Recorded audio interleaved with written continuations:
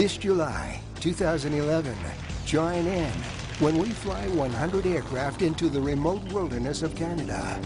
This is a once-in-a-lifetime group flying adventure. Every type of plane is welcome. Wheels, amphibians, floats, turbines, helicopters, pressurized and home-built ultralights, brand new and classic. If it can fly, it's approved for registration. And every type of pilot will be here.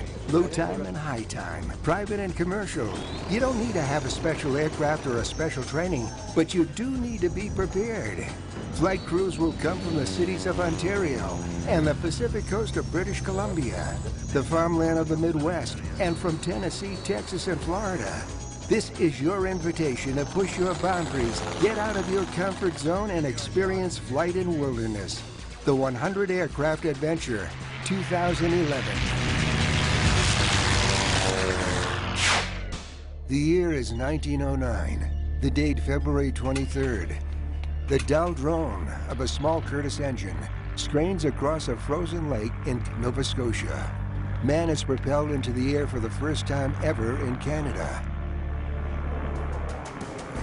A century later, in July 2009, 100 airplanes are preparing to launch on a cross-Canada flight that will make history. Overcoming weather, the expanse of a nation, they make the largest group flight in Canadian history. Vancouver to Nova Scotia, in honor of 100 years of flight in Canada. And a funny thing happens when pilots fly that sort of distance together. A real camaraderie develops, and the Century Flight Club of Canada was born.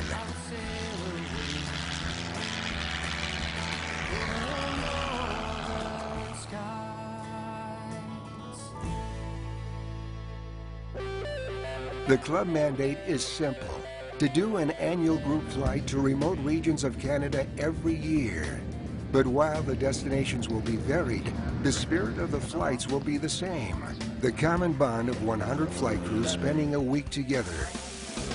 New flying experiences to develop better pilots. New friendships with aviators all across North America. And the sheer excitement to exploring a vast and virgin landscape by air. In 2010, the club launched its second flight and the Yukon was selected.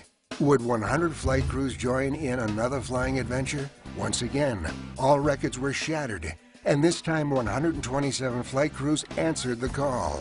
It would become the largest gathering of aircraft north of 60 since the Second World War. Flights were held daily into the remote wilderness of the Yukon. Old and new friendships were formed, and the Century Flight Club became the fastest growing club in Canada and the host of the largest group flights on the continent. The 2011 planning has now begun, and flight crews are registering from all over North America. It's being held July 16th to 23rd. The location is a remote wilderness of central Canada. This time, the destination is La Ronge, Saskatchewan, the lakeshore town that grew from an early trading post. In fact, you can still trade furs here today. La Ronge, on a lake teeming with fish surrounded by a rich forest that leads all the way in a green blanket to the Arctic Circle. There are no roads in this vast wilderness. Every day, aircraft will depart in groups to fly north to explore, much like the early bush pilots did.